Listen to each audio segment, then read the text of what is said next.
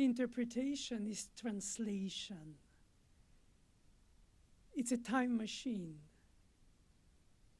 It's returning to the source of the context of the dead composer's work, art form, inspiration, literature, humor, novels, storytelling, poetry, narration, visual art. And at the same time, it's a single moment of creativity frozen on few markings on paper that indicate pitches and rhythms, which is more than text in terms of words because of the spacing. But at the same time, while it tends to be precise, it leaves room for what is in between the lines. And it's suggestive or not of a certain personal reading of those signs through the quality of the tone, the voicing, the phrasing, the sentencing, the delayed arrival point, would it be a climax or a relax after tension? In other words, keeping the listener alert intellectually as well as emotionally, sensorially, through the suggestive intervals, gestures of spaces, of ranges, of melodic lines, of intertwined combinations of polyphony or accompaniment on a melodic line above or under or in the middle. The instrument of the piano is an instrument that sort of translates in black and white photography the color suggestions that we imagine, or rather the imaginary film that we have in our mind when we read the fiction only through the words on a page, and which no filmmaker can match in our imagination because it's a personal projection of something ephemerally, beautifully meaningful that is intuitively connected to the choice of a word, to the innuendos of some synonymous usage of a word that would trigger another driven analogy or a contradictory thought, or in some kind of ambiguous half major, half minor mood meaning. Smile with a tear, irony or sadness or goodness, or romantic era's expression of most often longing, and then anxiety, hope, fear, and ultimately a mix of all these emotions based on an expectation within or from outside of us. And so when we translate on the piano the score, we translate it from signs to living sounds, but also from what it meant in the context psychologically to somebody living in the mid-18th century like Chopin, or students or friends of his or performers of his, for whom the dissonance and the consonance had a certain necessity and duality, ambiguity, and ultimately a breakthrough that brings us further in our emotional suggestion of philosophical statement through a banal situation of a meeting and dialogue, a aria and a discourse. And all this is spoken, sung on the piano, as if imitative of nature, it would be more about sound painting or emotionally psychological depiction of an emotional state. And the beauty of literature is that it takes a lot of time to describe us the context in which the action or the mood of the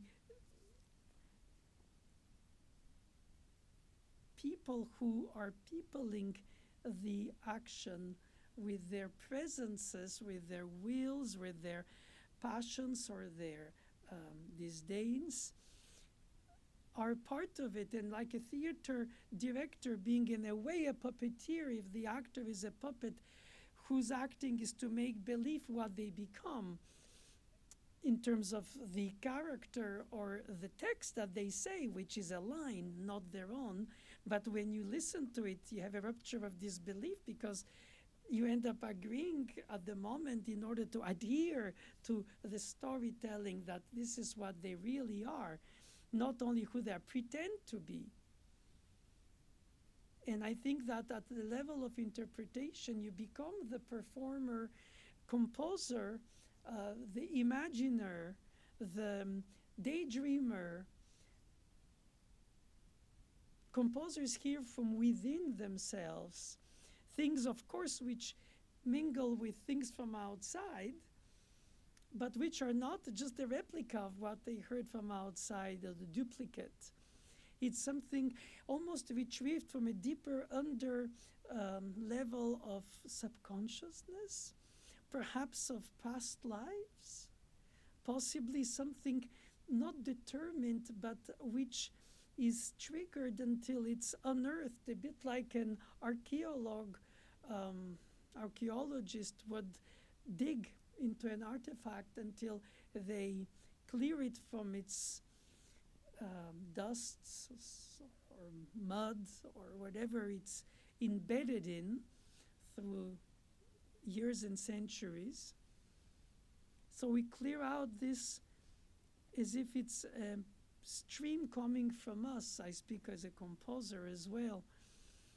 You cannot second guess where that would go in the composer's thought, why they chose to develop it, modulate, go in the relative major or no, or return, or develop it to go to another degree and perhaps avoid the final cadence if it's tonal through a deceptive one, or just go atonal and then just sensorial and just emotional, or with the terms of endearments, of restatements, and or insistence of a specific word that is chosen as the music is the chosen note. Each note has its place in the storytelling that, besides pitch and rhythmic pattern placement in a group of beats,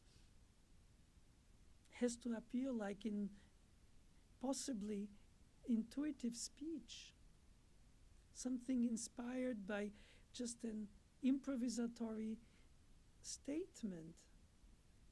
Greatest prose sounds poetic because of these different levels on which it triggers so many meanings.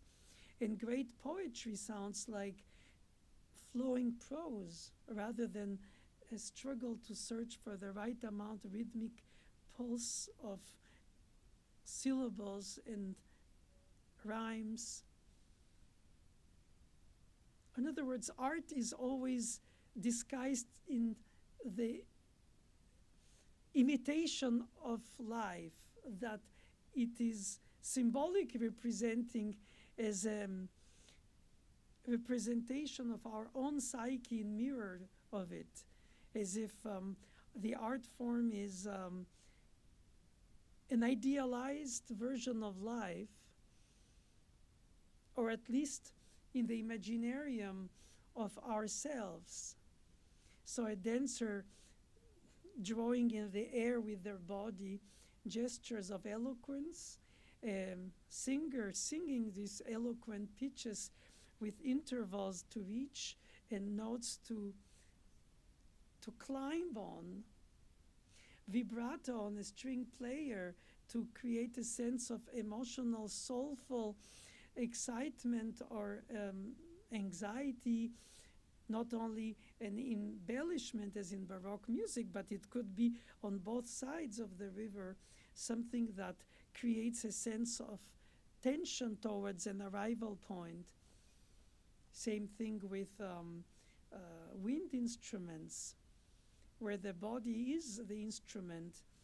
The air is as the ancient Greek psyche spoke of the breath for the psyche itself. And so you inhale to exhale in order to present music during your exhaling, as a singer, as a wind musician, as a person speaking. We intake briefly, we exhale longly.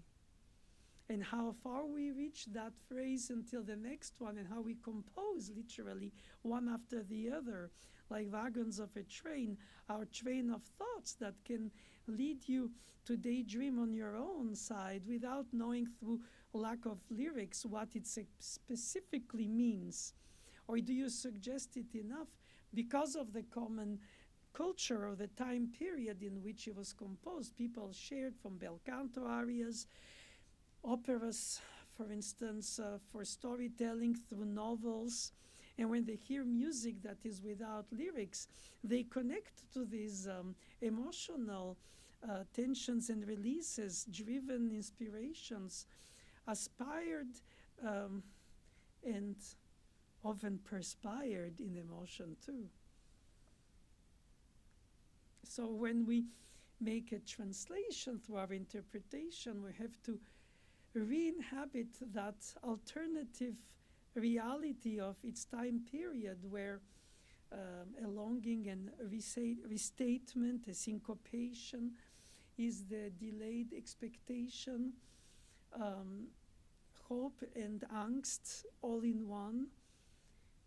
And in an era today of instant messaging, of abundant information of a tip of a finger, the waiting is diminished. The travel is brief enough. Your body feels the jet lag, but you already are in the other place. It takes weeks or days for the body to adjust to the jet lag. But so who knows at which point we go faster than our psyche can absorb. The concept of recording music in a re-listenable format compared to just playing it live, to have a night light like the day in a closed room without windows, how does it alter the sleeping? How does it alter our concept of time, of boredom, of daydreaming compared to productivity, exhaling? And what is a tempo agitato? Is it the agitation indicated in the score of the soul, or is it an agitation physically so, or both? Case by case, you can define what it means to you. And when a student lives for 40 or 50 years with a piece, as a performer, as a teacher, as a possibly doctor who might write articles about it, or somebody who records it,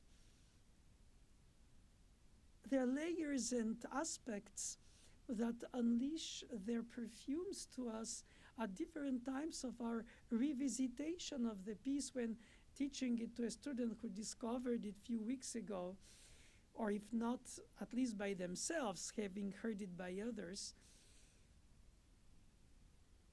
This travel companion through life starts becoming inspirational partner, who surprises you, who puzzles you. Sometimes you get almost to have a memory slip on stage because you hear it from a point of view you didn't follow it before, in terms of polyphony, harmonic progression, in harmonics, whatever its construction and its essence, it's what it vehicles as a storytelling, as a message, not necessarily to our logic, but to our moment of taking the time to reflect,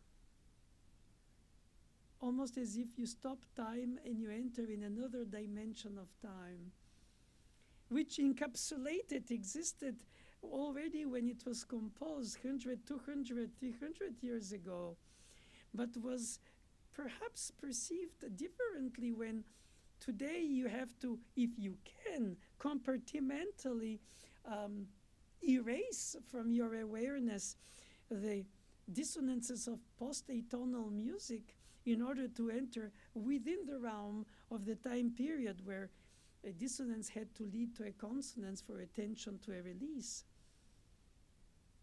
So if we play something of the 20th century, 19th, 18th, 17th century in a recital in an hour, it's okay, physically you can, gymnastically you can, intellectually you organize the knowledge of the muscular memory and the awareness of the mnemotechnic organization of the knowledge of the piece, but then the meaning of it and how it unfolds and how it blossoms under your fingers one way or differently from what you planned according to acoustics, instrument, your emotion and your mistakes, or you're accidentally or incidentally getting into something you didn't expect.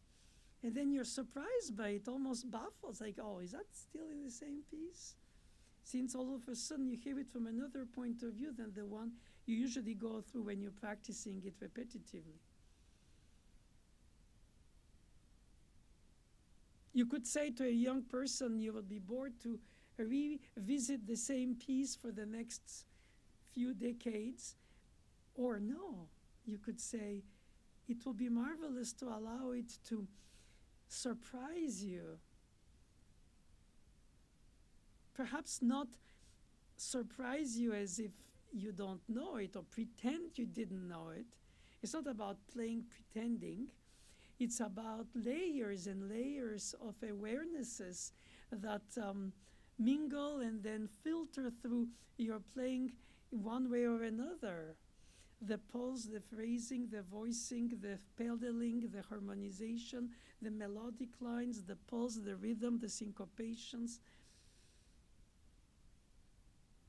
It is a fascinating element to be able to translate music from another time period within the context of a time period where such longing expectation is reduced to a few seconds in modern life.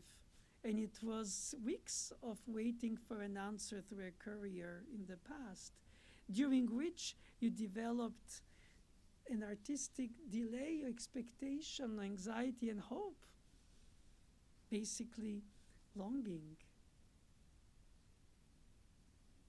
And if the music reflects its own time, it can also be, in absolute terms, something eternal, even in other time periods where more or less you can erase what you have heard since, because inevitably if you play Chopin and you have heard Prokofiev, how do you erase Prokofiev in order to hear Chopin's audacity for what it is, instead of finding it lame compared to Prokofiev's audacity in a harmonic, dissonant, or consonant way? Of course, that sounds very lame when said so, but in reality, we enter in a situation where our interpretation is the translation of the essence of what the music speaks to us. And then if you're convinced, you're convincing in your interpretation for your audience members of today.